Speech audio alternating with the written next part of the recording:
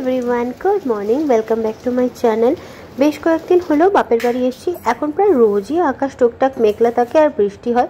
আজও সকাল থেকে মুষলধারে বৃষ্টি হচ্ছে। আজ একটা কাজে বাপির একটু বেরোনোর ছিল, তাই বললো আসার পথে বিরিয়ানি নিয়ে আসবে। আর বিরিয়ানির নাম শুনলে তো বিরিয়ানি না খেয়ে থাকতেই পারা যায় না। আর সাথে যদি থাকে চিকেন চাপ, তাহলে তো কোনো কথাই হয় না। দুপুরবেলা গরম করে বিরিয়ানি নিয়ে বসে পড়লাম। খেতে তো জাস্ট ইয়ামি ছিল। আমার মতো কে কে আছো এরকম বিরিয়ানি লাভার, অবশ্যই কমেন্ট করে জানিও। যখনই বলবে আমি কিন্তু বিরিয়ানি খেতে পারি। I just love biryani.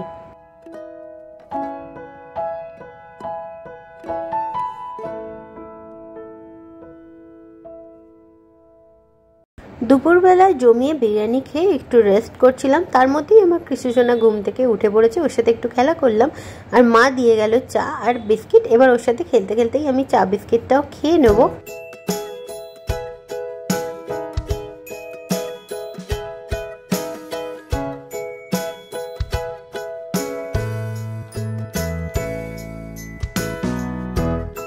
বেশ কিছুদিন আগে নাইকাতে একটা পার্সেল অর্ডার করেছিলাম, সেটা আজ আসার কথা ছিল। তর্গ অফিস থেকে আসার সময় পার্সেলটাও নিয়ে এসেছে আর সাথে নিয়ে এসেছে গরম গরম চপ।